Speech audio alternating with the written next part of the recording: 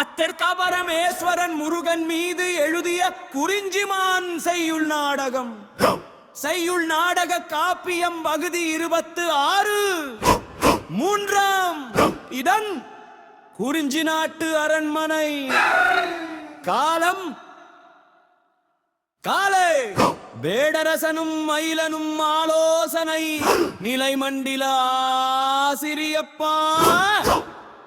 வேடரசன் பயம் பெரும்போர் அமைக்கன். தலைவன் மெய்மையை கண்டுமென் பாதையின் வழியை தெரிவன சுற்றம் நெருங்கா விடுத்து தருவதற்கு அமைந்த வலிமையும் குன்றது. அபாயமும் ஏவும் படையான். அதனால் அபாயம் பொருதவே பயப்படல் கான் கான். மயிலன் அசுரத்தேவனால் ஒரு பழுதுரும் வருவன கிளையிலை. பயம் பெரிதும் கலகத்து வியப்பை மறவா. இணையோனாகிலும் பயிர்சியின் விதியின் முடிவாம் எனவே பழகுவர் தேவனான் பழுதிலை மன்னவர். குறிஞ்சி நாட்டுள்ளார் அஞ்சுதலு கஞ்சா. அஞ்சிதும் படிதா அஞ்சவர் எவர்தா. அஞ்சுவர் கெஞ்சுவர் அஞ்சுதலு கஞ்சுவர். மன்னன் சொன்மொழி ஒன்றுண்டதனால் கொற்றவர். பற்றே அருளும் முன்னுள்ளம் என்றதும் குமரன் அரசனுக்கு மரசன் வென்ற மனத்தான் என்றார். பலரும்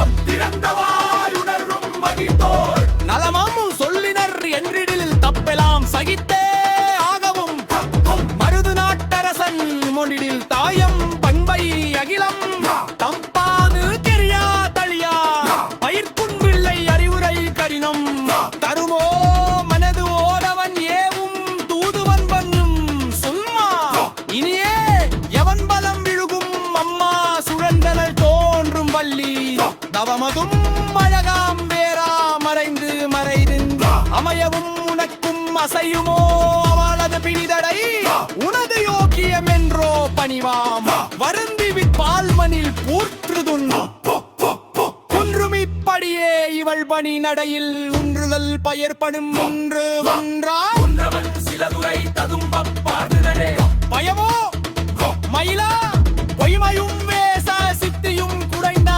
அசுரத்தே வந்தன் மெத்தே என் முதுக திலகமாம் பெருமையும் தெரியவும் முயல்வே. அறியோ உனது தத்துவம் என்று தும்பிதுடை என்றிங்கு பேசுவும் வேண்டு துளதோ. ஆயினும் மயிலன் எதுகரி தந்தரே உரைத்தும் மண்வள்ளி வித்தவள் பெருந்தாள் வள்ளி பேரெலாம் அறிவதும் மகரம் பெரிகொடும் விந்தேன் திரவும் பகவை. எவன்தான் அசைவடோ ஏதோ எதுவென் சினந்தான் சிலிர்க்கும் எவன் குடம் இருதரம்